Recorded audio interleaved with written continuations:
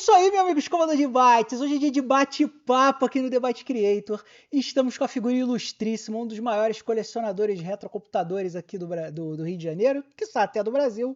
Também desenvolvedor, retrocomputeiro aí de carteirinha, um dos pioneiros da retrocomputação na internet do Brasil. Meu amigo Juan Castro. Fala aí, Ronito. Oi, gente. Oi, Manuel. Obrigado por me receber nessa conversa. Joia. Hoje eu te trouxe aqui, Juan, porque nos bate-papos a gente sempre gosta de trazer figuras ilustres, né? E você é uma figura ilustríssima. E aí, Juan, sempre pergunto pro pessoal, quando a galera chega aqui no bate-papo, né? Eu pergunto como é que começou, né? O que que tu faz? Conta um pouquinho pros nossos amigos escovadores de bytes aqui. Quem é você, né? O que que tu faz da vida? E conta um pouquinho da tua história, aí, como é que você começou na computação ali, na história da computação. Bom, eu estudei engenharia eletrônica, na verdade, querendo hobbies nerds em geral. Meu primeiro hobby nerd, na verdade, foi eletrônica. Eu tinha 13 anos e o colégio em que eu estudava colocou um curso profissionalizante de rádio.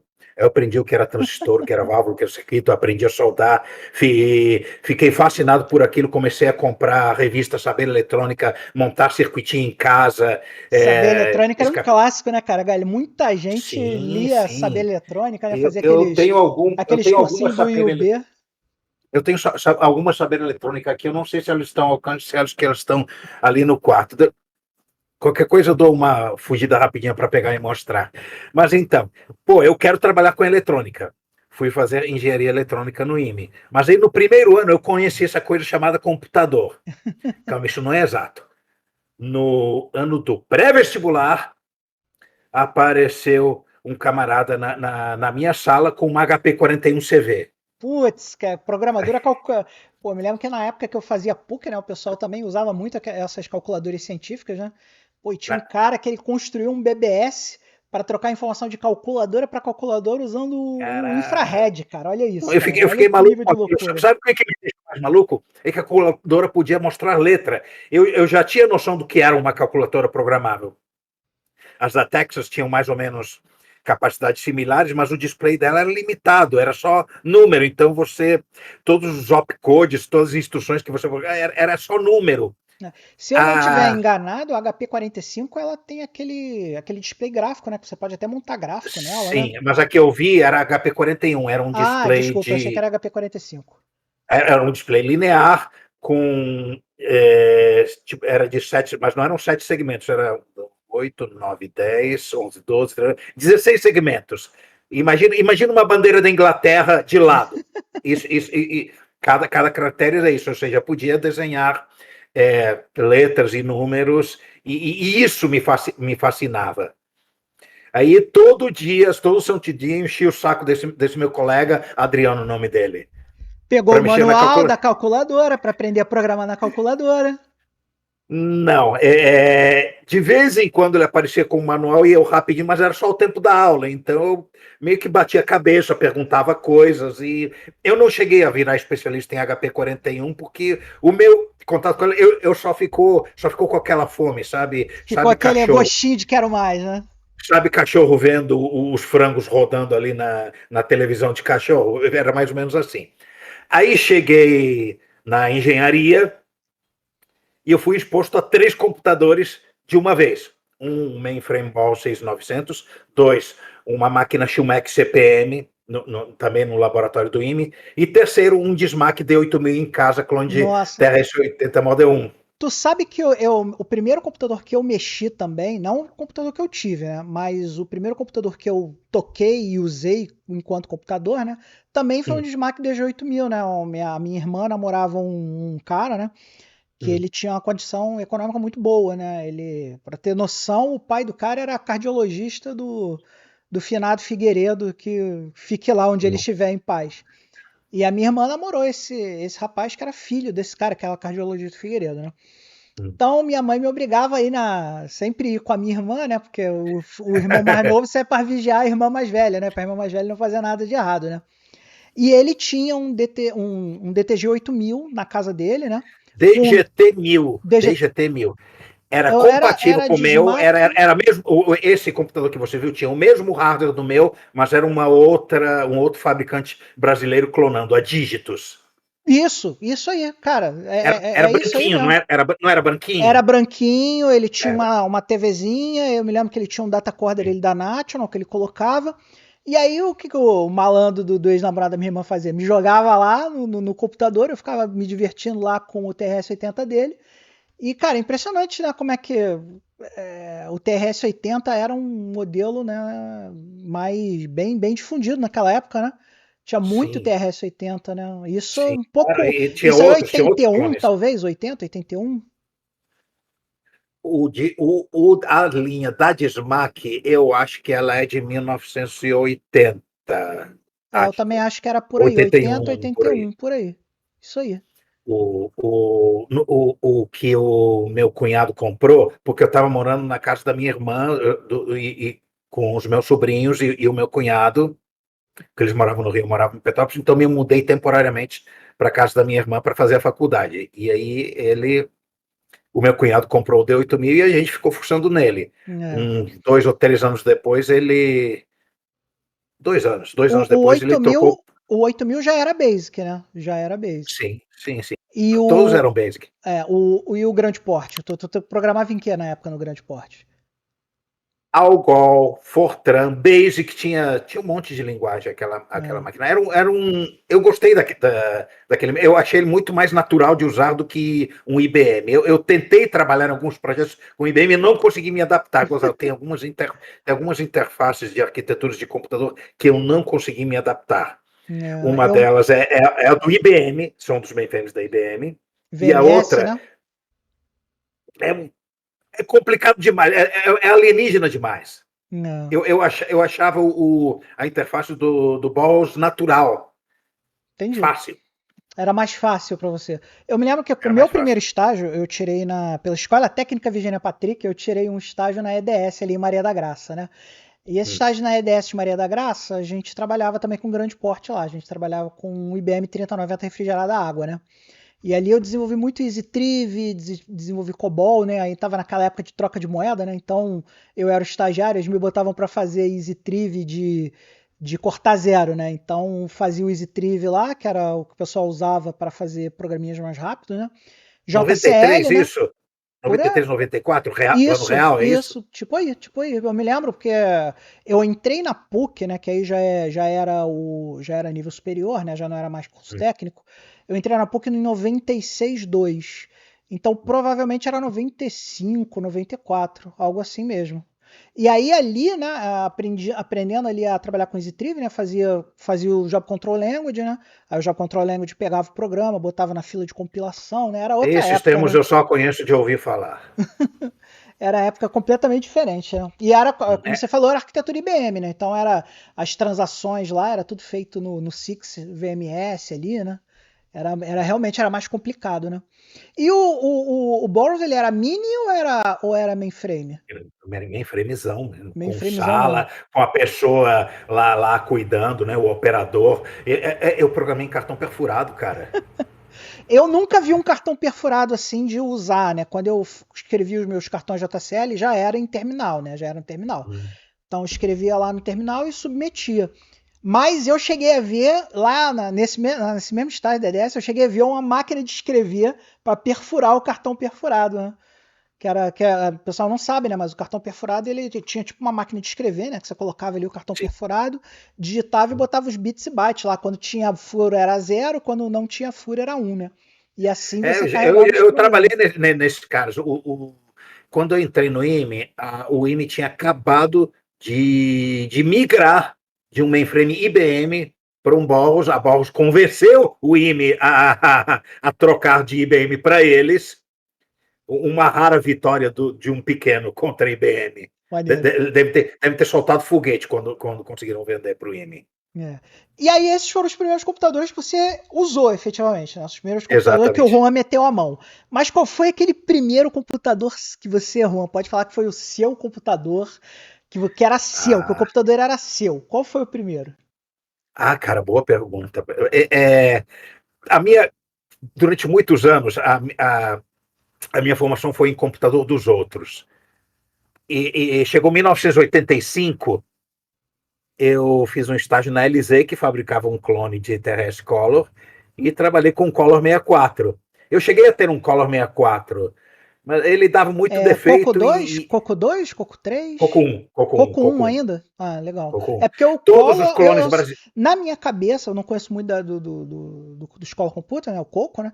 Mas na minha cabeça o Collor já era o Coco 2, mas pelo visto eu tô falando bobagem, né? E, a Radio Shack era estranha. Eles usaram o termo TRS-80 para um computador cuja arquitetura não tinha nada a ver Nada a ver. Não, e fizeram pior. As calculadoras eles chamaram de TRS-80 também. Inclusive o TAN, quando eles começaram a fazer a linha Tandy, né? Aquela linha Tandy 1000, que foi a linha que deixou a Radio Shack ali, virou um gigante da tecnologia nos Estados Unidos, né, a linha Tandy, eles queriam justamente um sucessor do TRS-80, porque o TRS-80 ele tinha uma força muito grande, né? A força da marca do TRS-80 era muito grande, né? A força da Radio Shack era muito grande. Era uma A empresa Radio Shack, ela vivia. começou a virar quem ela virou com o stand. Que aí o Tandy era um computador, aparece até no Sheldon Cooper, lá na série lá que fala da vida do Sheldon Big Bang Cooper. Theory. Não, não é no Big Bang, é na série do Sheldon No mesmo, Young né? Sheldon, no Young No Sheldon. Young Sheldon, que aí aparece lá, tem o quarto dele, ele tem um episódio que é só ele enchendo o saco da mãe, que nem a gente fazia pra comprar um Tandy pra ele, que ele explica pra mãe que ele ia fazer os impostos, né, fazer o do the taxes, né, com ele, né? Cara, e aí tem lá o Tandy e tal, e aí a Radio Shack virou um monstro, né? Eu vou admitir uma falha da minha pessoa. Eu tenho gaps crassos na minha cultura pop. Eu nunca assisti Big Bang Theory, nunca assisti Young Sheldon, nunca assisti Game of Thrones, nunca assisti Lost. Caramba, não assistir Lost você fez bem. Isso aí eu concordo. Eu fiquei sabendo da palhaçada que foi o final da série, só de ficar lendo os spoilers. Tá, tá bom. O final fez você ter aquela sensação que todas as temporadas anteriores foram uma grande perda de tempo. Mas aí o primeiro computador, que você fala assim, esse é o computador que era meu, ou se você não chegou a ter um computador, qual era o computador que você mais gostava, assim? Collor. Era o Coco, Era o né? Collor. Era o Coco. E você chegou a ter um Coco 1? Ou não? Eu cheguei a ter um clone Coco da LZ, só que estava com problema no drive, ele foi para manutenção e nunca mais voltou. A LZ faliu e eu fiquei a ver Os caras navios. nunca te devolveram o Nunca me computadorzinho. devolveram. E a reparação histórica só foi acontecer muito recentemente. E agora eu vou dar uma fugida para pegar a reparação histórica. Pega lá, que eu aproveito e pego a minha cerveja. Vai lá, vai lá. Olha aí, rapaz. Olha o nosso queridíssimo Juan trazendo coisas que só ele tem. O Juan vai pegar um computador raro e eu vou pegar uma cerveja. Olha a diferença. Coisas preciosas, cada uma do seu jeito. Olha aí. Color Computer, o Coco 1. Color 64. Maneiro. Bem maneiro. E você acha que quando você comprou esse Color, assim, você acha que ele te incentivou na carreira que você resolveu seguir na tua vida? Foi a minha carreira. Ele foi o resultado do primeiro emprego de carteira assinada que eu tive na vida, que foi na Lisé. Certo. Fui contratado, os donos da Lisé eram egressos do IME, foram no IME pegar um montão de estagiário, eu fui nessa leva, e a primeira coisa que eles deram para a gente foram manuais com datasheets e tudo do Coco, esquema, etc., manual de serviço da Radio Shack, e aí eu aprendi como funciona cada chip, o meu 809, a PIA, o VDG. E lá você trabalhava mais na parte de eletrônica ou já começou a programar ali? Programando, em Assembler. Eu fazia rotinas utilitárias que eles usavam nos sistemas comerciais deles. Eles faziam um sistema comercial para essa máquina, acredite. Caramba, eu acredito. Eles faziam coisa do arco da velha. Teve sistema comercial até para o MSX. E aí o Coco, vamos lá. Você falou que desenvolvia assembly. Qual é o processador do Coco? É o 6809 Motorola. Motorola 6809. E a É. arquitetura do 6809 era muito complicada ou é uma arquitetura mais assim Não, parecida com a super da Amstrad? simples, super ortogonal, olha, eu posso dizer com convicção e firmeza que o melhor assembler de 8 bits para você trabalhar é o assembler do 6809. Caramba, eu me lembro que o Commodore 64 ele tem lá um assembly que você pode chamar ele diretamente da ROM, né? Sim. O O Coco é computador assim também ou você tinha que ler algum não, fita ou não, disco? não tinha, não, ele não tinha assembler em ROM, mas tinha vários assemblies que você podia rodar de disquete. Esta máquina, ela não tem uma coisa que o Coco tem, que é o slot de cartucho. O que seria o slot de cartucho fica aqui dentro e o propósito dele é você ligar uma interface de drive, né? Que no Coco normal tem slot de cartucho e uma das coisas que você pode ligar é uma interface de drive. Aqui é Certo. praticamente obrigatório que ele Você fica lá abria a dentro. tampa, né? E aí ficava saindo um flat por aqui para o drive. É uma Bem máquina para mambembe, você. né? É o design da época do Ronca, né? A galera não sabia nem o que que era design ainda nessa época, né?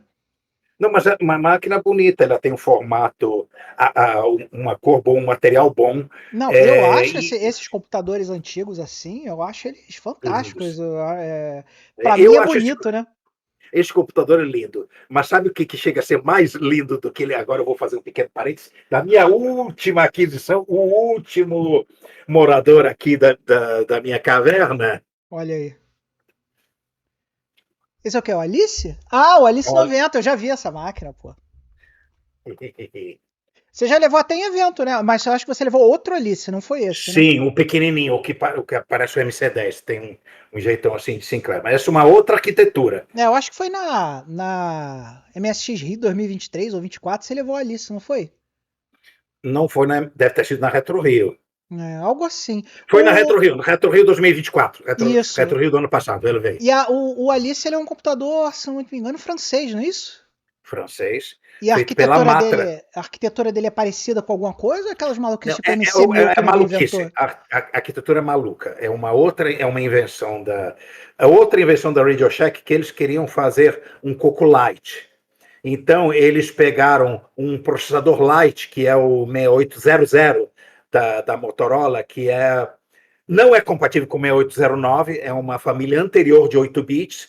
Vamos fazer um computador mais simples, mas que é parecido com o Coco, para tipo entry-level, mais barato, etc. Não deu muito certo. É, A, imaginei, né? a, Até porque ninguém conhece. Quando tem assim um retrocomputador que ninguém conhece, só o Juan conhece, ou só, sei lá, não o só Frank olha o que esse conhece, maluco. é porque ele deu errado, né? Porque se tivesse dado certo, todo mundo conhecia, né?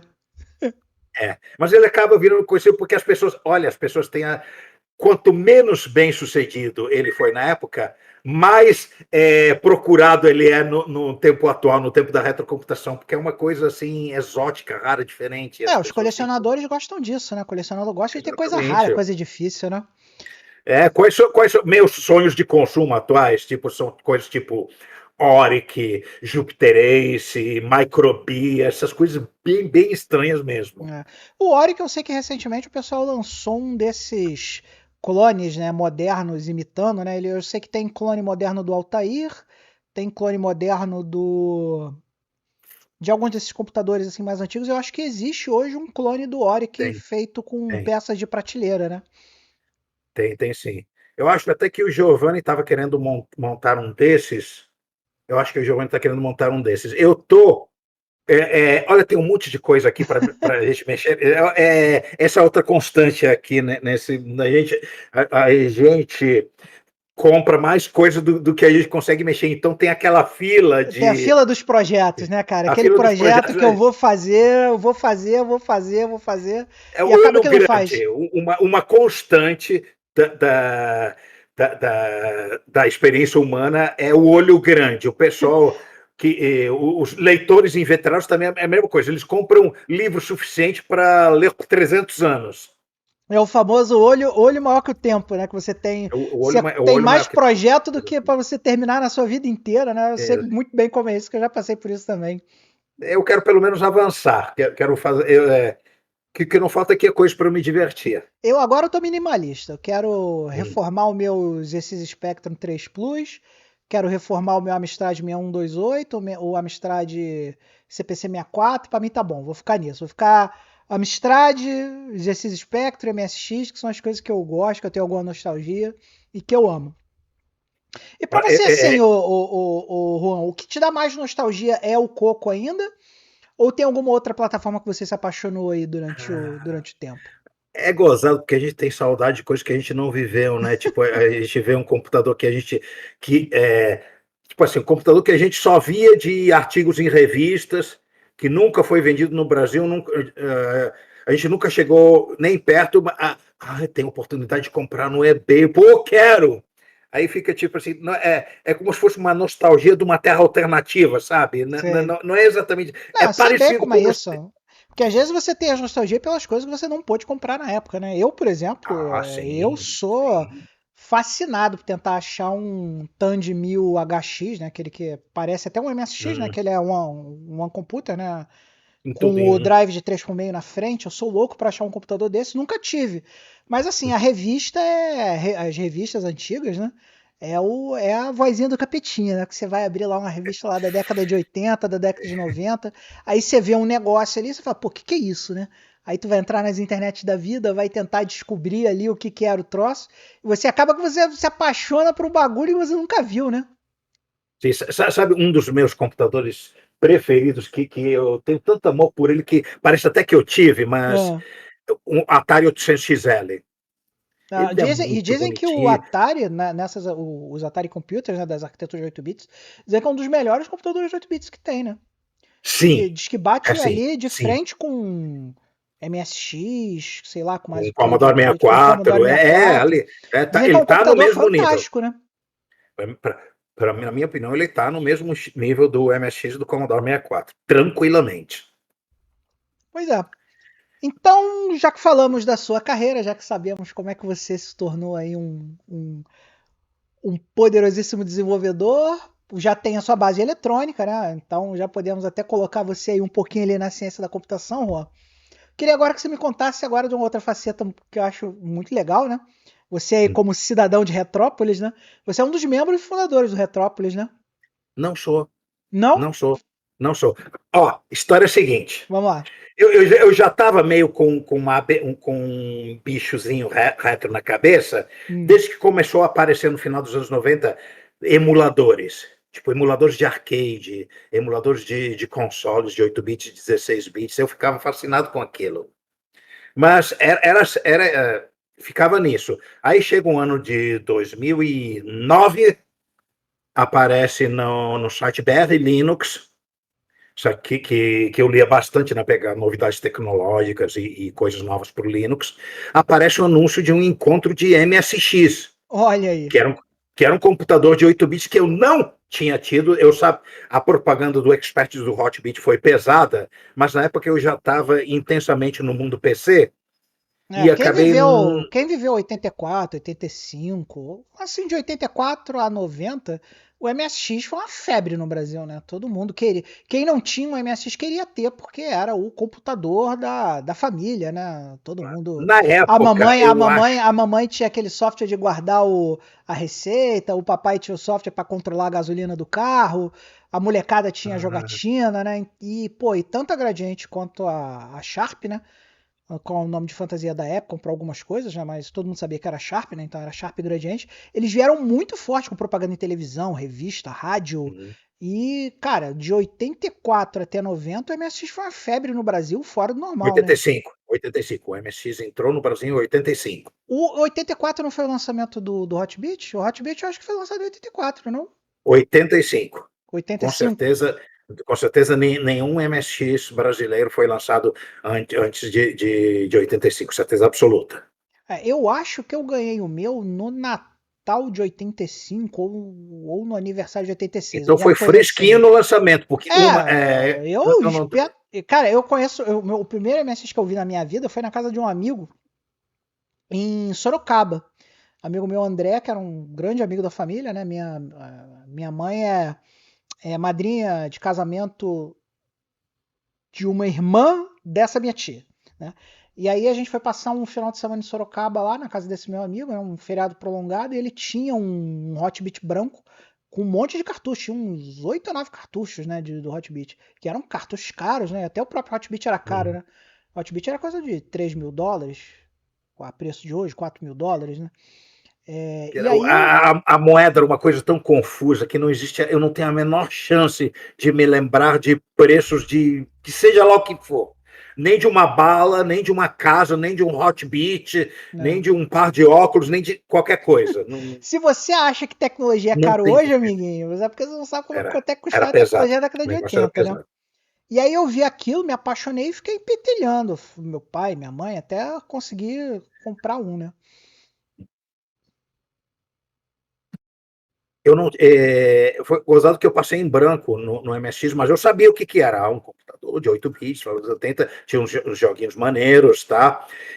Na época do MSX mesmo, comercial no Brasil, eu acho que vi um MSX em pessoa uma vez, numa festa de algum amigo da minha ex, que eu fui ainda casado com ela, e eu e o cara com um expert com um drive de disquete e jogando aquele. Qual é o nome daquele car crash, aquele que é vertical e você tem um É, carrinho que Car você fica batendo? Fighter. Car Fighter, isso, Car Fighter. Tava na ponta da língua o Podia jogo. ser pela tua discussão, Car Fighter ou Road Fighter.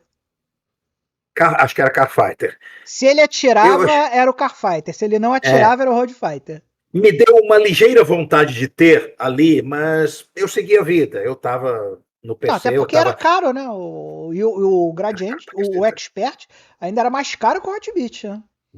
Que o Expert ele tinha toda aquela coisa do teclado separado, aquela coisa de computador mais modernão, tinha aquele monitor de fósforo verde para parecer que era um computador muito sério, né? A Gradiente tentou durante muitos anos vender o Expert como se fosse um computador muito sério, né?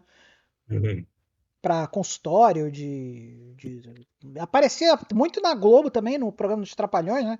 Tinha lá na época do Trapotel, né? Que aparecia lá o Trapotel, os Trapalhões.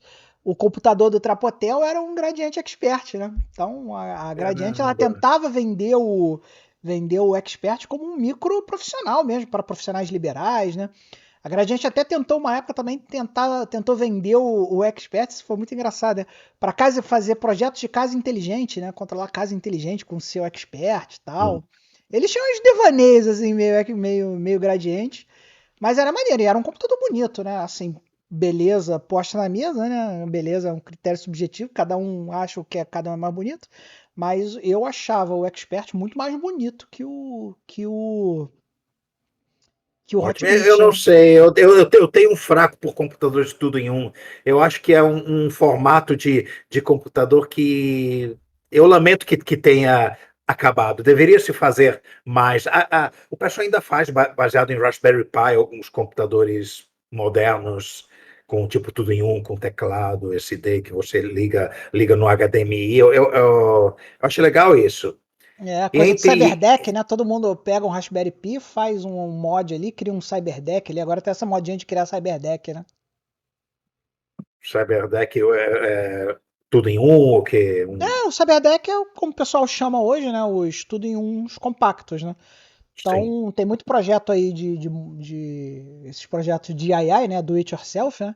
Os caras pegam, imprime case em impressora 3D, aí compram um Raspberry Pi, um Pipico ou um Raspberry Pi Nano, coloca ali, tenta fazer um computadorzinho portátil, né? E aí a galera inventou de chamar esse troço de Cyberdeck agora, né? Nome foi escalado por uma coisa que já existia há 40 anos. Exatamente, Quem, como quem tudo gosta de hoje em fazer essas dia, né? coisas quem gosta de fazer essas coisas é o Bafa. É, o Bafa, eu queria o de Bafa um dia vai vir aqui para comentar sobre os projetos Ah, dele. sim, Mas sim, vamos senão ele continuar é. batendo aquele papinho do Retrópolis lá. E aí Ah, você viu sim. lá 2009, você viu lá no Linux BR, você achou lá o encontro de MSX. E aí você foi lá. E aí, conta pra mim. Eu fiquei olhando, mexendo, brincando, conhecendo as pessoas, olhando as coisas que tinham o Oasen lá com interfaces disso e daquilo, com o MSX aberto, tal. Tinha alguém com uma placa de MSX colocada num gabinete de PC, eu acho. Tinha alguns modelos estrangeiros. E eu fiquei curioso, gostei, mas só que nesse encontro eu fiquei conheci o pessoal, né? Conheci o Ricardo, eu acho que só o Ricardo e o João da diretoria que estava Do nesse encontro. do time atual era o Ricardo e o João. Era o Ricardo e o João que estavam lá.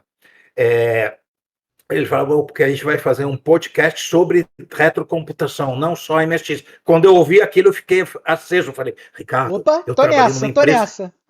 Tô nessa, tô dentro, quero entrar. Eu trabalhei numa empresa que fazia clone de TRS Color, e na hora que você fizer um episódio que seja sobre essa arquitetura, eu quero participar porque eu tenho histórias para contar. Me chama que eu vou. Me Me chama que eu chama. vou. Aí o podcast começou em 2010, eu O não participei, eu podcast era um mero aí o primeiro retrocomputaria. podcast foi o Retrocomputaria ou já era Repórter Retro nessa Retrocomputaria. época? Não, calma, que repórter retro ainda vai entrar. Retrocomputaria, episódios, dossiês, sobre MSX, sobre computação na Europa, sobre computação nos Estados Unidos, sobre computação no Brasil, vários assuntos diferentes. E aí, em 2012, no terceiro ano do podcast, vamos fazer agora um episódio sobre 6809 e Color Computer. Aí eu fui gravar com ele. E hoje é o dia de chamar o Juan. Hoje é dia de chamar o Juan. Foi o episódio 28 de 2012. Se você for lá no site, você vai escutar a minha primeira parte, ainda como convidado. Aí, O primeiro site que eu me lembro assim de retrocomputação, site mesmo, né, www, né, internet, obviamente eu já tinha visto algumas outras coisas de retrocomputação em newsgroup, aquelas paradas que a gente acessava lá na década de 90, né, antes de inventar o www, né, o World Wide Web, né. A maioria das pessoas acha que a internet é o www, né, o World Wide Web, mas a internet existia muito antes disso, né. Antes a gente tinha sim. Gopher, tinha newsgroup, né. Então nessa FTP, época, e-mail, FTP para baixar os arquivos, tal. E nessa época eu bipava muito, né? Então, de BBS eu bipava usando para BBS norte-americana, né? E dali eu acessava Newsgroup, tudo isso aí finalzinho da década de 90, né? 98, 97, talvez, né? Mas assim, o primeiro site www que eu me lembro de ver sobre retrocomputação foi o site de vocês, o que na época era o Retrocomputaria, né? Eu acho que vocês são meio que pioneiros nisso aí, né? Você lembra de algum site antes do Retrocomputaria? olha só, eu tinha um blog, quando o blog era modinha, ali no meio, pelo meio dos anos 2000, 2000? eu tinha, pelo meio, 2000 e meio, assim, 2006, 2007, por aí, eu tinha um blog chamado Retro Saudade Nostálgica de Antigamente, que não era sobre retrocomputação, era sobre coisas saudosistas, porque eu percebia que sempre que eu O encontrava... KD devia ficar maluco com esse teu título, né? Abre aí, rsnda.blogspot.com. Tá lá ainda? Tá disponível ainda? Tá lá, tá lá. Pô, maneiro, vou entrar sim. E lá em 2009 você vai achar um artigo meu apresentando esse conceito de retrocomputação. Olha, tem pessoal que coleciona computadores e e vai ter esse evento que eu vou, um pouco antes daquele evento de 2009. Certo. Agora não me lembro se foi setembro ou novembro de 2009 que eu E você fui. lembra que evento foi esse? Foi uma MSX Rio. Foi uma MSX Rio também? Foi uma MSX Rio no segundo semestre. Eu acho que na época eles faziam 3 por ano. Foi a última do ano e foi no Sesc do Engenho de Dentro. Ah, eu me lembro do Session Engenho de Dentro. Eu não sei se vocês sabem, né? Aliás, acho que eu nunca contei essa história antes, né? Eu vou contar hoje, né? O Debate Creator só existe por causa da MSX Rio, né? Não sei se você sabe, né? Acredito. A minha primeira MSX Rio, né, foi em 2014, talvez. 2012, 2014.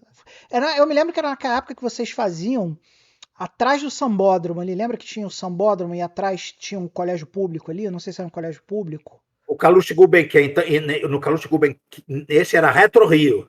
Então, Perto do São Paulo era Retro Rio. Você não foi, então não foi no MSX então não Rio. foi MSX, foi Retro Rio. Mas eu me lembro Foi Retro Rio. que eu tava de bobeira na internet, zapeando numa quinta-feira, assim. Aí eu esbarrei num artigo, assim, falando, pô, vai ter um encontro. Eu acho que era MSX Rio, sim. Porque eu me lembro que eu tava Não era ali, então procurando. não era ali. Porque.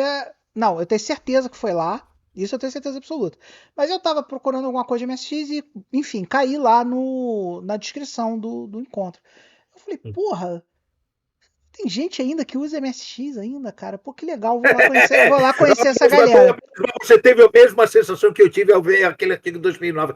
Só que tipo 10 anos depois, né? Você foi 10 anos antes de mim, né, Juan? Quem sou eu para me comparar com vocês na Retrópolis? 5 anos, 2009 para 2014, 5 anos só. Uns 5 anos. E aí, pô, eu cheguei lá. Aí eu me lembro que eu fui muito bem recebido pelo Ricardo Pinheiro e pelo Rogério Bellarmino. Cara, eles me receberam super bem, assim, cara. Nunca me senti tão amado, assim. A galera, pô, aí eu comecei a contar minhas histórias de MSX, que eu era moleque e tal. Pô, eu entrei, aí eu comecei a brincar com os MSX de todo mundo. Aí eu falei, porra, não é possível, cara. Isso aqui tá muito legal, muito bacana. Os computadores que haviam eram todos MSX, não era aquela variedade de plataformas, não. Agora que você falou, eu acho que tinha variedade de plataforma, sim. Porque eu me lembro que porque, tipo assim, tinha aquela entrada com duas portas de correr, né? Tinha aquele banner do. Eu acho que eu tenho vídeo no outro canal, acho que no The Brazilian Dude, eu acho que eu tenho vídeo desse evento que eu fiz vídeo. Eu não sei se eu fiz desse, mas no ano seguinte eu fiz com certeza, porque esse eu fui meio despreparado, assim. E aí, pô. Perto do Sambódromo, tinha amigos que não eram MSX, com certeza era Retro Rio, né? Então era Retro Rio. E com certeza você foi na primeira Retro Rio a ser no Calouste Gulbenkian, porque a primeira Retro Rio ponto aconteceu num colégio que nem existe mais, que era o Colégio Grambel, na Tijuca. Eu me lembro do Colégio Grambel, eu morei 20 anos na Tijuca, eu me lembro daquele colégio. E a segunda Retro Rio foi no... Peraí. Agora eu tô... Não. A primeira Retro Rio não foi no Grambel. A segunda Retro Rio, a de 2013, foi no Grambel. Então eu fui na terceira. Porque foi 2014... na terceira. Foi a terceira e aí eu me lembro, cara, uma coisa que foi na minha cabeça, cara, é que eu tava tão maluco com o evento assim que eu falei, caralho, que maneiro, eu quero isso pra mim. Que eu saí de lá. A pessoa que entra pela primeira vez num dos nossos eventos ou eventos parecidos, ela fica maluca. É de lei, ela vai ficar maluca. Se tiver um neurônio nerd no cérebro dela, no mínimo, ela vai ficar maluca. Vai ligar. E aí eu me lembrei que eu tinha guardado na casa da minha mãe, no armário da casa da minha mãe, eu tinha o meu Hotbit branco guardado. Aí eu falei, pô, será que ele funciona ainda? E aí eu já saí de lá, desse evento, com uma Mapper, com uma SD Mapper, que eu comprei lá mesmo, sem saber que o computador estava funcionando. Eu comprei SD Mapper, fui na casa da minha mãe, peguei esse Hotbit, voltei, liguei, botei SD Mapper e o bicho ligou, cara. O bicho depois de, sei lá... Ligou e reconheceu o SD Mapper. 25 anos guardado lá no armário da minha mãe. Eu botei o computador, liguei, ligou, a SD Mapper reconheceu e eu já comecei a jogar Nightmare ali. Ali eu falei, porra, vou começar nesse troço de retrocomputação, cara. E aí, como é que veio a ideia do The Byte Creator, né? Eu precisei reaprender tudo, porque eu lembrava de muita coisa, mas quando você volta, né, para uma plataforma de retrocomputação, como é o MSX, né? Muito conhecimento fica esquecido, né, Juan? E aí a gente precisa reaprender aquilo. E eu falei, porra, já que eu vou ter que reaprender esse troço todo, por que não fazer uns vídeos do que eu tô aprendendo e botar na internet? E culpa de vocês aí, que isso aqui, tudo que acontece aqui é culpa de vocês. A nossa vida é desvirtuar a juventude. Isso aí. Nesse caso, desvirtuar a velhice, né? Porque é a galera que tem... Se bem que hoje em dia, né? Aliás, foi até bom ter tocado nesse ponto, né? A gente tá vendo um fenômeno muito legal, né? Que é muita gente nova se interessando pela plataforma, né? Eu acho que o exemplo mais famoso aí é a Sayaka, né? Que tá agora, recentemente, ela conseguiu 100 mil inscritos no canal dela, falando sobre retrocomputação, né? Concertos de retrocomputadores e tal, contando história de retrocomputadores. Ela é uma menina muito nova, né? Ela tem o quê? 25, 28 anos? Acho que é 25 ou 26 anos que ela tem.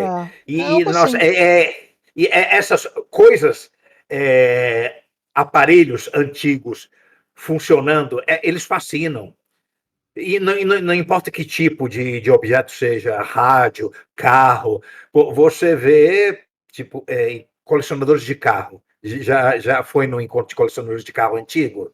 Olha, eu passei a minha infância e a minha adolescência indo a todos os eventos de carro antigo que você conseguir imaginar, porque meu pai, ele era aficionado disso aí, né? Meu pai gostava muito de colecionar carro antigo. Meu pai colecionava carro antigo. E eu ia para evento em Araxá para ver carro antigo, meu pai me levava, tal, ia para eventos, vários eventos. Meu pai, ele chegou a ser tesoureiro do Veteran Car Club do Brasil. Você já ouviu falar no Veteran Car Club do Brasil? Já ouvi falar sim. Talvez eu já tenha ido em algum evento para. Eu bati por acaso algumas vezes. Olha, eu estava viajando a trabalho em Curitiba e na praça perto daquele shopping da estação de Curitiba, aquele que tem uma locomotiva dentro. Sim, sim. É, de repente, num domingo, tinha um monte de carro antigo estacionado lá e pessoas andando e vendo, etc. Cara, eu fiquei maluco com aquilo. E meu pai me pegava. Meu pai se separou da minha mãe muito cedo, né? Meu pai se separou da minha mãe, eu tinha 5 anos de idade. Então a minha história toda é vivendo em duas casas, vivendo na casa do meu pai e vivendo na casa da minha mãe, né? Então sempre tinha o final de semana de eu ir pro meu pai e tal. E tinha um encontro de carros antigos na época ali perto daquele porcão que ficava ali, porcão ali que ficava ali no aterro do Flamengo. Lembra que tinha um porcão ali no aterro do Flamengo? Lembro vagamente, não sei, não lembro exatamente de. Era ali no finalzinho, perto do Mourisco? Não, Ou não? era mais, bem mais para ali Por para centro. perto ali do, perto mais para praia mesmo, mais bem antes assim, bem antes. Era, enfim, tinha ali no aterro do Flamengo, tinha ali o Porcão Rios e perto do Porcão Rios tinha um estacionamento enorme. E o pessoal fazia muito evento de carro antigo ali também, né? Então, carro antigo foi parte da minha infância e meu pai adorava carro antigo, adorava. E a gente ia muito ver. E fazia viagem. Meu pai fazia rally, né? Meu pai tinha uma DKV. E aí meu pai fazia rally de regularidade, né? Então, como é que funcionava, né? Chegava lá os donos de carro antigo, né? E aí você tinha que fazer, sair de um ponto e chegar em outro, né? Normalmente era Petrópolis ou Teresópolis, alguma coisa assim. E você tinha um tempo para fazer aquilo. Você não podia fazer nem menos nem mais. Você tinha que fazer no tempo, né? E a pessoa conseguisse chegar no tempo mais próximo, vencia o tal do rally de regularidade lá, com os carros antigos e tal. Meu pai adorava carro antigo. Era o que eu tenho de computador, velho, o meu pai tinha com carro antigo. Eu cheguei a conclusão que qualquer objeto fabricado pelo ser humano que seja vagamente tecnológico vai gerar uma comunidade de colecionadores daquilo. Não Sem importa o dúvida. quê. Sem dúvida. Isso é uma verdade muito grande, né? As pessoas já têm uma nostalgia muito grande eu sinto, assim, toda vez que eu sinto na frente do meu MSX, que é o meu computador de paixão, né? Que é o primeiro computador que eu pude chamar de meu, né? Por mais que eu tenha usado os IBM XT antes, que eu tenha usado é, o TRS-80 antes, o meu computador sempre foi o MSX, né? Então toda vez que eu sento na frente do MSX é como se eu voltasse lá para a década de 80, década de 90. Eu relembro um monte de coisa, um monte de momento feliz que eu tive lá. Então para mim isso é... Esse para mim é a grande sacada da retrocomputação em Cara, si, te né? contar uma É história você do fazer Collor. essa viagem de volta, né? Te contar uma história do Collor. Quando eu estava trabalhando com o Collor lá na Elysée, a tela de texto dele era 32 colunas por 16 linhas, uma coisa ridícula. Não era nem 40 colunas, né? Nem 40 colunas. Aí havia um programa de edição de texto, que era o que eu usava para editar meus programas em Assembler, que chamava Super Color Writer, que usava tela gráfica e desenhava caracteres. Pô, você podia ter 51 colunas ou 64 colunas e 24 linhas, aí ficava bem melhor de usar. Aí eu ficava usando aquilo e pensando, isso lá na época, poxa, seria bom se o Basic pudesse ser alterado para usar essas letras, para você fazer print, etc., direto na tela gráfica, podendo colocar mais caracteres na tela. Porque este programa fez isso com o objetivo de fazer um editor de texto.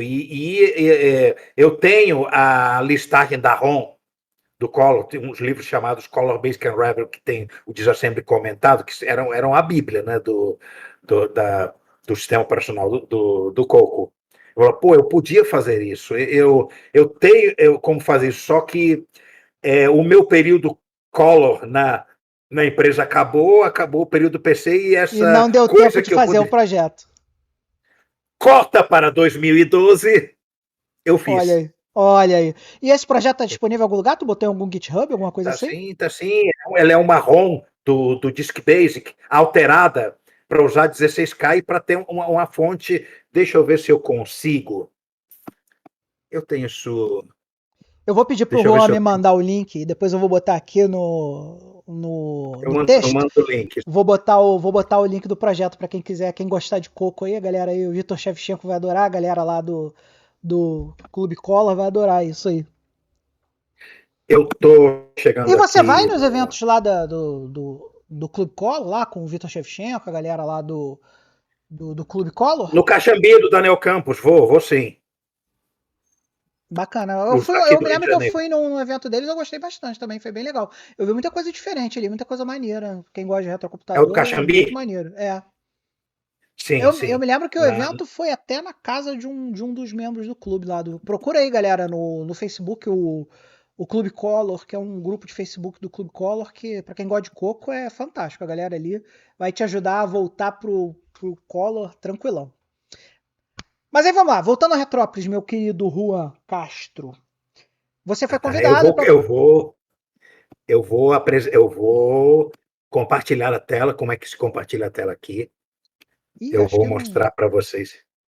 Compartilhar a tela. Tem o Vai, bota ícone aí, bota aqui. aí. Ah, tá vendo a telinha? Tá aparecendo aqui, mas deixa eu ver aqui. Eu acho que eu tenho que apertar o botão Watch Stream aqui. Olha aí, Watch Stream. Tá aí, tá na tela. Tá Dicas vendo a telinha tênis Color verde? Basic 1.1. Uhum. Hello, Baix, Drive 0, Free 67. Olha isso. HBDDoS. Isso é uma extensão da Honda Disk Basic para usar na Super IDE, Mini IDE, para usar com Drive Wire, usando Drive virtual ligado no PC pela serial. Olha aí. É E, muito e parecido também com com aqueles softwares do Apple II, né? Que você pode usar o serial lá, tipo o ADT Pro, essas coisas, né? é o mesmo esquema.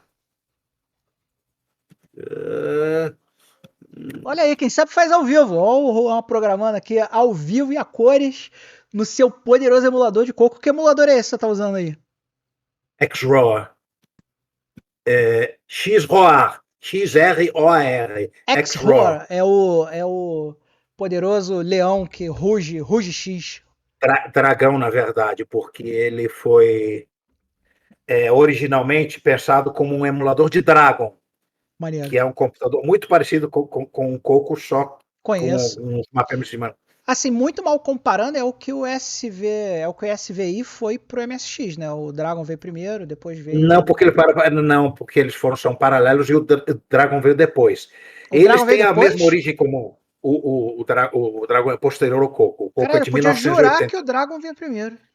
O Dragon, com certeza, é posterior a 1980. Entendi. Vamos conferir aqui. Vou conferir aqui na mãe dos burros.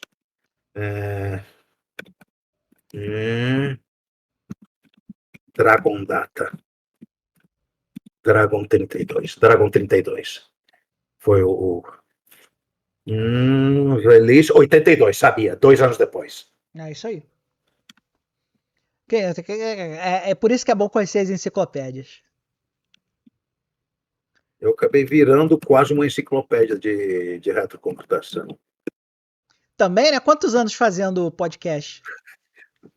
Pô, desde eu já ia falar 1900 alguma coisa, isso problema velho. Você fala de ano antigo e a primeira coisa que sai para é É 1900, não, 1900, né? Que a gente está né? acostumado. Mas foi desde 2012. O podcast começou em 2010, eu entrei em 2012 e comecei a fazer parte da equipe permanente em 2013. E olha só que interessante, era só podcast, era só os episódios em áudio. E aí, em 2012 mesmo, eles resolveram fazer um blog, botar artigos, né, escritos, formato blog mesmo, WordPress. E aí eu pedi, eu quero escrever artigos, eu quero escrever artigos, eu quero escrever artigos. Aí eles me deram acesso de escrita, comecei a escrever artigos. Olha E aí. aí, eu entrei de entrão, né? Entendi. E E os foi membros assim que eu... originais quem eram? Você lembra? Ricardo, João, César e Giovanni. Sendo que o Era a Giovanni era tríade. oculto, era a tríade. Era a tríade e o João era o Illuminati. Ele ficava só nas sombras. O João não, o O Giovanni. Giovanni era o quinto elemento, o anônimo. Beleza. Voltamos aqui, terminamos o programinha do nosso queridíssimo Juan. E aí, beleza. Aí você foi convidado para ser um membro regular a partir de que ano? 2013. 2013. Então, de 2013 até 2025, você tem ideia mais ou menos, contando aí Retrópolis, Retrocomputaria, depois vocês trocaram para Retrópolis, né, por conta do... Hoje em dia a gente não pode ter nome feio para poder aparecer na internet, tem que ter nome bonito, né? Não, nem hoje em dia nem antes, porque, pô, imagina uma emissora de televisão querendo fazer uma reportagem sobre a gente. Imagina, Não ia rolar, né? Não ia rolar. Não, a mesma coisa, por exemplo, quando a gente fala do Fudeba, né? Tudo que o Fudeba fez. Fudeba fez coisas muito maneiras, né? Só que, pô, é muito chato você falar Fudeba, Fudebrowser, Fudeba Assembly, né? É feio, né? Quando a gente, hoje em dia, no mundo que a gente precisa projetar aí em lugares que a galera tem uma sensibilidade maior, né? Nós éramos oitentistas, né? Os oitentistas a gente não tinha uma sensibilidade tão grande, né? Como hoje em dia as pessoas têm, né? E acho até certo, porque, pô, as pessoas, a gente não precisa ofender ninguém gratuitamente, né? Então é muito certo que a gente mantenha o respeito com todo mundo que pede o respeito, né? Eu acho fundamental. E aí vocês, entre Retrocomputaria, Retrópolis, Repórter Retro, todas as mídias aí do Retrópolis, né? Quantos podcasts você já gravou, né, com a galera, assim? Olha, o meu primeiro episódio foi o 28, o que eu entrei regular, talvez tenha sido 35 ou 36, estamos no 140, então já são mais de 100. Mais de 100 episódios já, né? Não todas as pessoas participam de todas as gravações. Tem uma gravação que eu não estou, uma gravação que o César não pode, uma gravação que o João não pode, então eu não sei dizer exatamente quantos episódios eu gravei, e quanto eu estou de repórter, do Repórter Retro, a gente já está no 100, a gente já passou do 100º Repórter Retro. Cara, eu tenho que conferir aqui como é que está a numeração. Já botamos aí no mínimo uns 200. Estou chegando perto de 200. Estamos no 164 e estamos no Repórter Retro 113. O próximo a sair vai ser o 113. Aliás, eu preciso terminar a edição para ele sair no dia. Tem essa, né? Tu que é o editor, né? Deve dar uma trabalheira danada, né? São quantos podcasts por Sim. semana? É um por mês. Um por mês. Mas porque eu não edito os episódios. Quem edita episódios é o Ricardo. E eu edito o Repórter Retro. Entendi. Então a gente divide o trabalho. O trabalho maior é construir a pauta, né? Porque vocês fazem uma pesquisa muito extensa, né? Toda vez que eu vejo os episódios de vocês, cara, vocês fazem uma pesquisa super extensa, né? Quanto tempo você acha que leva, assim, pra pesquisar um episódio, assim, em média? Cara, o negócio é tão fragmentado que eu não tenho a menor chance de eu poder te dizer. Eu tô de boas, eu tô trabalhando, então tô de bobeira em casa, mas aparece no YouTube um vídeo, porque o Retro Man Cave arrumou um computador, sei lá, tcheco e botou lá na Caralho, nem, cave nem me para... fala. Tu viu? Cara, eu acho que foi mês passado. O Retroman Cave ele Sim, arrumou um lote de coisa, aqueles lotes que só se acha sim, na Europa, Estados Unidos. O cara fez 2 episódios gigantes só fazendo um box de coisa raríssima. Cara, a porra, dá uma gente mencionou inveja isso no do Repórter caramba, né, Retro. cara? Eu tentei falar de um só fôlego todas as coisas que ele... Sem chance, sem Não dá, chance. não dá, é muita coisa. Retroman Cave é um dos meus canais A preferidos gente no tem essa, YouTube, né? a gente tem as nossas figurinhas, né? Tem o Adrian Black, tem a Taylor Yame, tem a Sayaka agora, Sayaka. tem Noel Retrolab. então no Retrolab, tem o Zag Electric, tem o Engenheiro Sem Noção.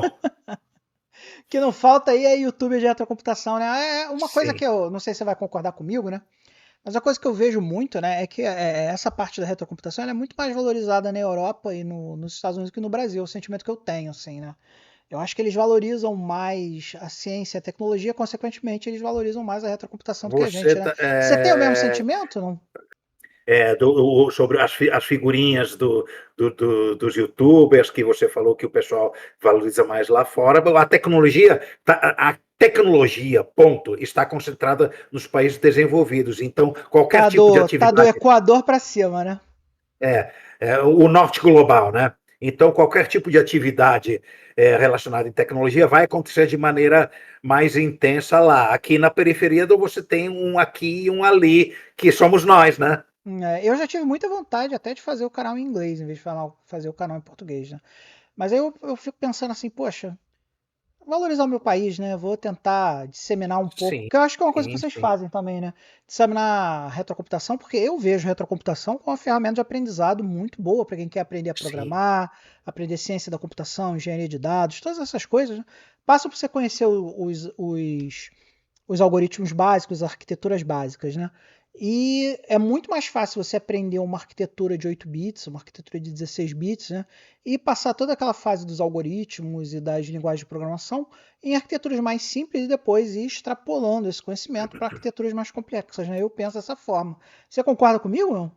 Eu concordo com você e vou te aproveitar o gancho para contar de um sonho utópico que eu tenho, que ele foi inspirado por uma coisa que eu vi no, acho que foi na Inglaterra, mas eu acho, tenho quase certeza que foi no The National Museum of Computing, que os caras montaram uma sala com vários BBC Micro e dão aula de introdução à programação para crianças Como e se para dava na adolescentes, década de 80 na Inglaterra, né? como se dava na década de 80. Eles tiveram uma fase de aprendizado educacional Estados Unidos, Inglaterra, Europa como um todo, né? Muito diferente do nosso, né? Porque você entrava num colégio público norte-americano, né? Você tinha lá um Apple II. Você entrava num colégio Vários. público Você tinha uma inglês, sala cheia de Apple você II. tinha um para cada aluno. Você entrava numa sala de aula pública da Inglaterra, você tinha BBC Micro para todo mundo. Aqui no Brasil você só tinha acesso a esse tipo de coisa se você estivesse numa escola particular daquelas das mais caras do mundo, né? Ou muitas vezes aqui, se você for interior do Maranhão, Campina Grande, os caras não tem nem giz, que geral não tinha giz, que geral tem um computador de 8 bits ali para aprender, né? E a educação é o investimento que mais paga no futuro, né? Então eles têm décadas na nossa frente e a gente teria que tirar esse atraso de alguma forma, né? É, eu olhei aquele, eu vi, eu acho que nem vou conseguir achar o site que estava mostrando, né, as crianças aprendendo no BBC Micro.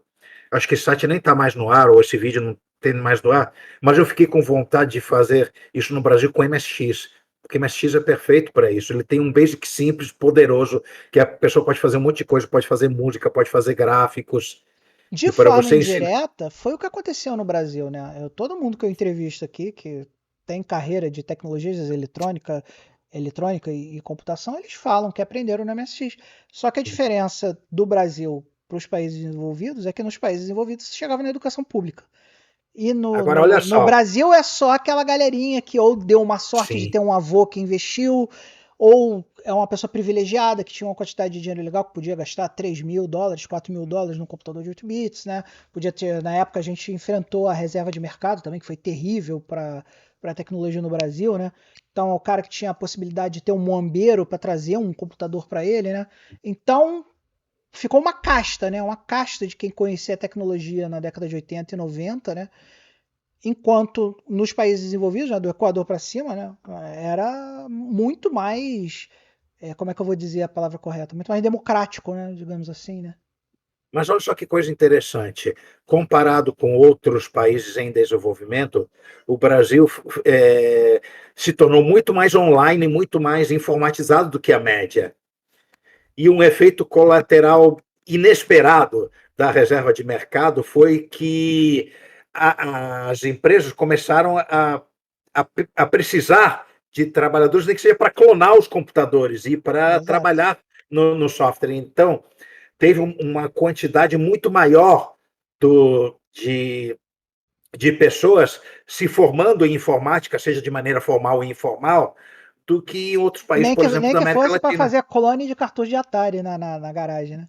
Exato, ou para programar sistemas corporativos em Color Computer e fazer projetinhos COBOL, de, Clipper, de essas coisas que as empresas precisavam na época, né? A galera não entende como é que era, o que você podia fazer num computador na década de 80, né?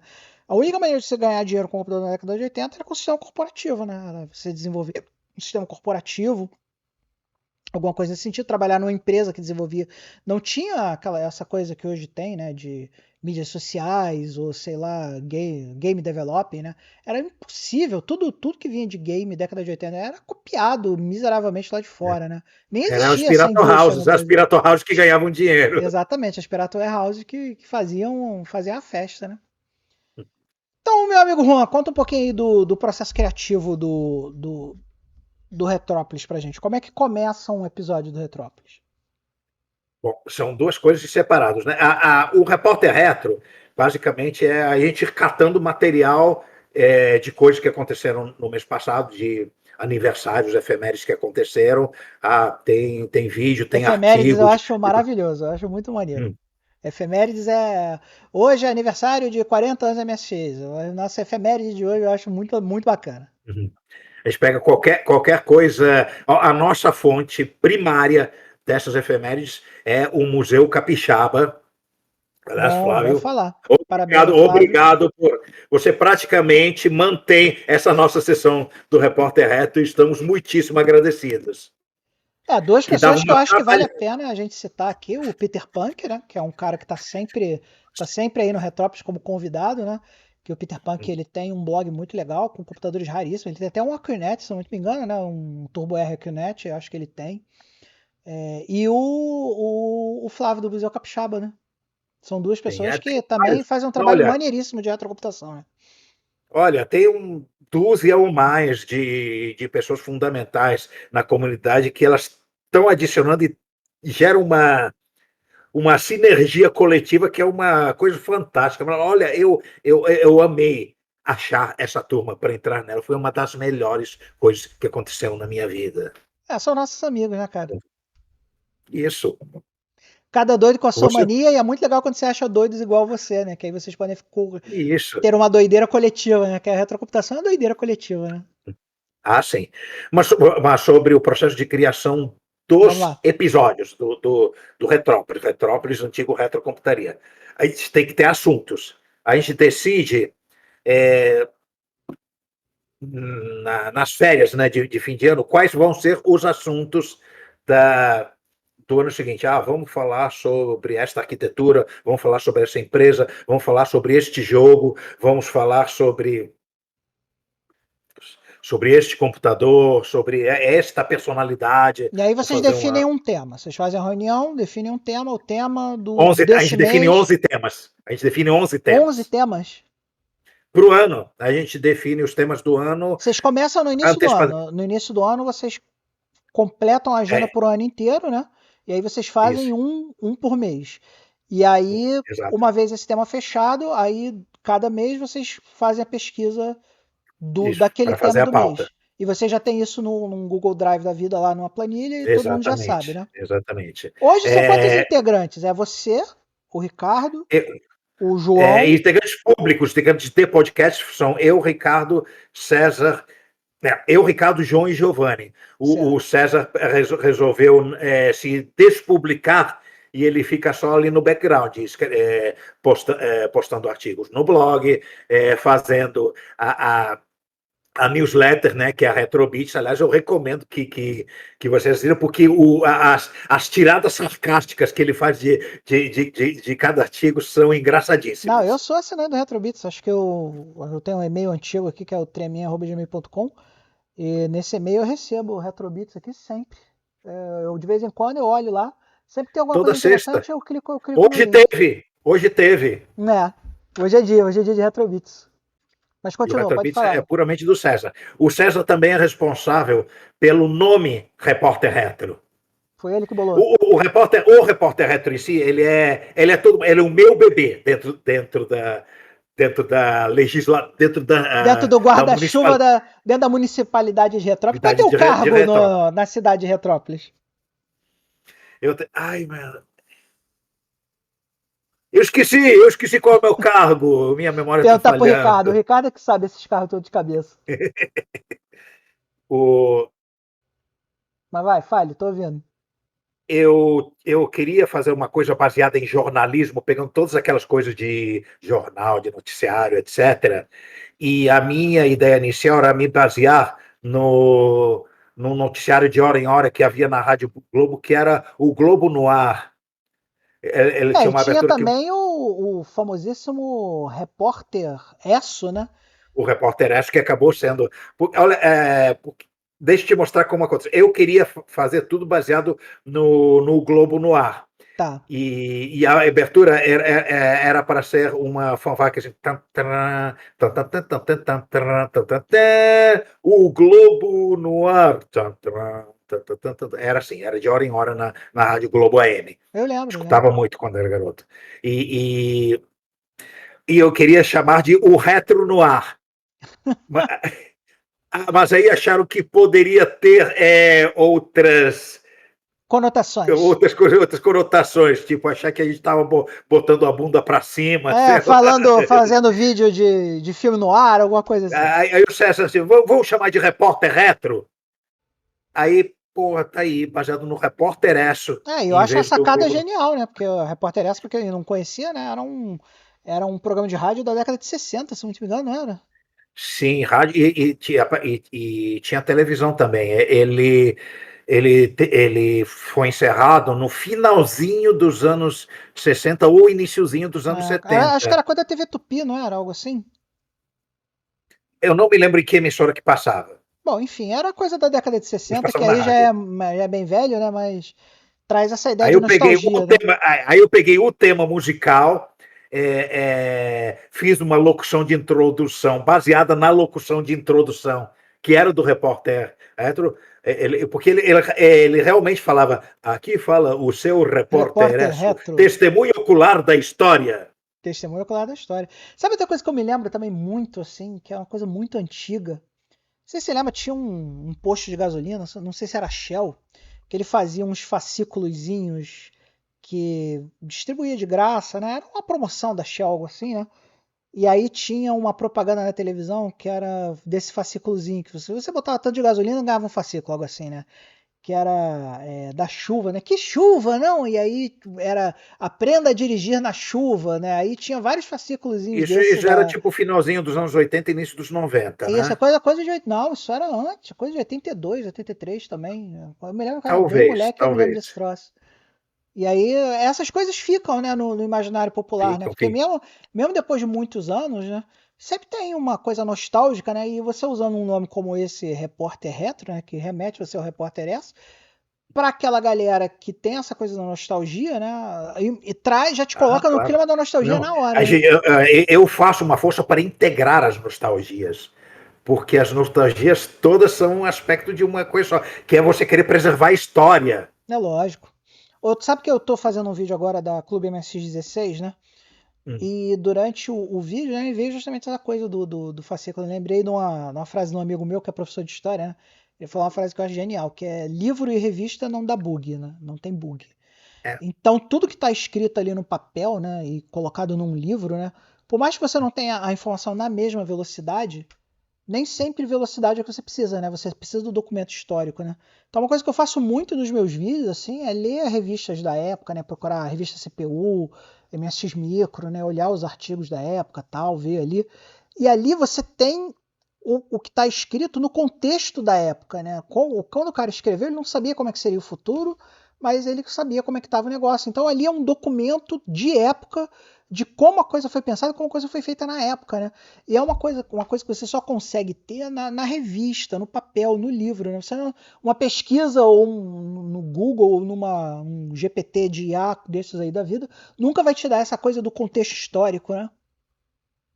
tem coisas que você consegue achar muita coisa pesquisando só na internet, mas tem coisas que você só acha no físico. Aliás, por falar em físico e online, etc., deixa eu colocar aqui um agradecimento, mais um, ao pessoal do Dataset, que faz um esforço fenomenal para preservar publicações em papel digitalizadas.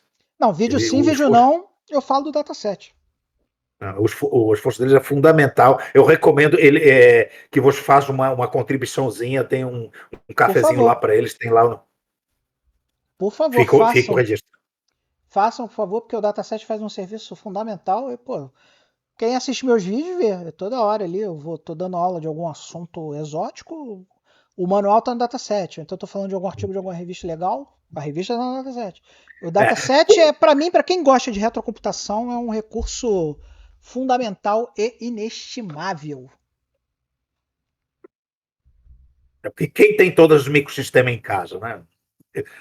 Talvez Eu um tenho, ou eu outro tenho maluco. todas as MSX micro. Agora Eu ia microsistema, dizer, eu ia dizer, talvez um maluco dos mais malucos é, tipo a que gente. existem, ou seja, Aqui, ó, falando em microsistemas, aqui, ó, que tá aqui na minha cabeceira aqui, ó. Aliás, também aproveitar e dar os nossos pêsames aí pela morte do Divino Leitão, né? sim. Que faleceu É, recentemente também. Aqui, uhum. ó. Microsistema aqui, ó, tá sempre aqui do lado. Que era uma coisa que Ele, a gente teve essa coisa de aprender na revista, né? Coisa que essa digitar geração programa da nova, revista. essa geração nova não sabe o que que é, né? Porque nós somos pré-internet, né? Nossa geração, ela teve a felicidade de viver um mundo que não tinha internet e ver o nascimento da internet. Eu passei por isso, com certeza você passou também, né? A gente viu a internet nascer, É, né? E quando a gente não tinha internet, né? Quando tudo era mato, era isso aqui que salvava a gente, né? Revista. tu é de que ano, Manuel? Que ano você nasceu? Eu nasci em 75. Eu nasci junto com a Revolução dos Escravos Portuguesa. Revolução das Não, Rosas. foi no ano anterior. Quem nasceu junto com a Revolução dos Cravos foi o João. Ah, é.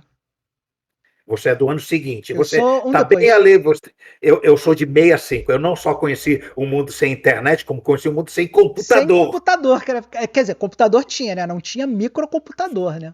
Computador Computador em casa, né? pessoal, para as Microcomputação, pessoas. né? Computador Isso. de consumo. Não existia É. computação de consumo. Você viu o alvorecer da microcomputação, cara. Olha isso. Sim, Quem pode sim. falar isso além do Juan? Quem são as pessoas? Qualquer um que tenha a Que tenha mesma idade que nascido eu, que com ainda você. tenho, ainda tem velhotes como eu. Aliás, por falar em velhotes, você viu a publicação, a minha última publicação no meu Instagram pessoal? Não, do que? Qual foi? Que eu achei, eu visitei Portugal agora, voltei 3 dias atrás, e naturalmente eu fiz o que é obrigatório de quem visita Portugal, que é trazer vinhos Trazer de volta vinho, para casa. visitar ali a Torre de Belém, que é fundamental também. Não, eu não sou muito de ponto turístico, eu Museu gosto do de andar Caramuru, tu pelos. não foi no Museu do Caramuro? Não, não fui, não fui, não Pô, pra fui. você que gosta de carro, ainda mais você que gosta de Fórmula 1, você perdeu uma grande visita em Portugal. Que o Museu do Eu vou querer a Caramuro, para você Portugal que todo gosta. ano. Eu fui no Museu de Caramuro de Portugal, porque, como eu te falei, meu pai era viciado em carro antigo, né? E você entra no Museu do Caramuro, a primeira coisa que você vê são todas as Ferraris que existem. Eu preciso. Eu fui no Museu de Artes e Ofícios em Paris, porque eu passei 3 dias em Paris, fiquei na casa do nosso ouvinte Marcos Lima, Sim, e eu vi a Renault do Alain Prost, né, nesse olha aí. museu. Aí, já tá desculpado, já pode ir pro céu. Renault, duas coisas que você foi, se você viu a McLaren do Senna e a Renault do Prost, você pode ir pro céu. Tá? Você vai Você chegar viu a lá, Fórmula 1 dos anos.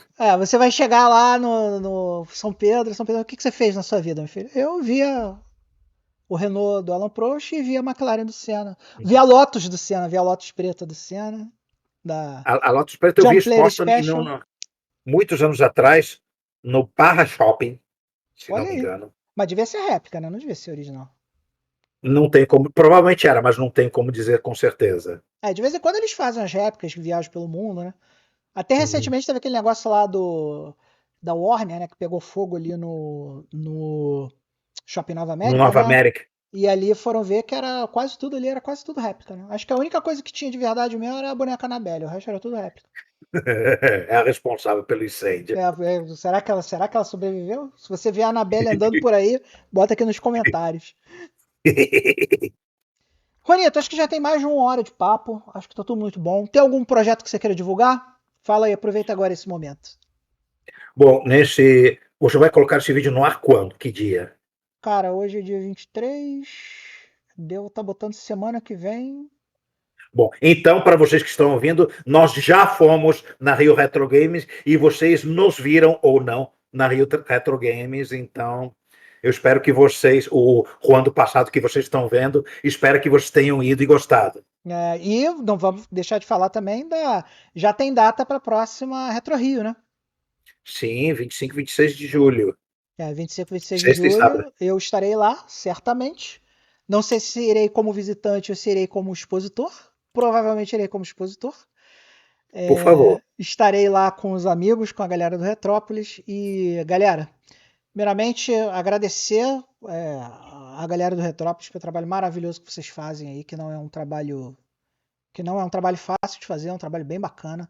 É um trabalho que, pô, é uma verdadeira aula. Toda vez que eu paro para escutar lá um Retrópolis, um repórter retro, eu aprendo muito, aprendo demais, porque vocês são verdadeiras sumidades. De certa forma, sou até fanzoca, né? Porque muito do que eu aprendi de programação Assembly MSX eu aprendi no blog do Giovanni Nunes também, que é outro membro do Retrópolis. Então vocês fazem um trabalho fantástico, eu sou fã, sou super fã. E aí, Juan, queria que você aproveitasse para todo mundo que estiver assistindo o Debate Creator aqui, que você falasse aí as redes sociais do Retrópolis, quem quiser encontrar você e quiser encontrar a galera do Retrópolis, como é que faz? Retrópolis.com.br. Lá você tem ponteiros para tudo, mas no Instagram você acha a gente no arroba retrópolis.no.insta e hoje automaticamente no Threads também. No Facebook é facebook.com/groups/Cidade dos Clássicos. No YouTube, eu acho que é Cidade dos Clássicos também. Peraí. No YouTube não é Retrópolis? Acho que é Retrópolis, deixa eu ver aqui. City. Retrópolis City, isso aí. Eu lembrava que era alguma coisa assim. youtube.com/c/Retrópolis City, dessa vez com acento no primeiro O. Beleza. Eu vou botar todos os links aqui na descrição do vídeo, também vou botar aqui para todo mundo que quiser conhecer o Retrópolis. Considerações finais, Juan, dá o seu tchau aí pra galera. Cara, é estranho a sensação de ser uma personalidade. Pô, eu fui visitar o nosso ouvinte Marcos Lima em Paris e ele falando, cara, que coisa que tem a pessoa do Retrópolis em pessoa, é como se eu estivesse dando carona para o William Bonner. Calma, Menos, né? Menos. Eu me acho um indivíduo completamente genérico e normal e nada espetacular e de repente pô, tenho ouvintes, tenho fãs, tenho... Nossa, isso é muito estranho, gente, é muito estranho, mas é muito legal, gente. No fim, todos nós somos pessoas normais, a diferença é que alguns são humildes e outros são metidos a bicho, né? Essa é a verdade. Juan, muito obrigado. É por aí mesmo. Muito obrigado pelo seu tempo, muito obrigado por todo o conhecimento que você gera aí pra gente. E um grande beijo. E não se esqueça jamais, meu amigo Juan, e você, amigo escovador de bate, que está aí assistindo nosso bate-papo de hoje, não se esqueça jamais de ser feliz. Até o próximo vídeo, galera. Um abraço. Tchau, gente.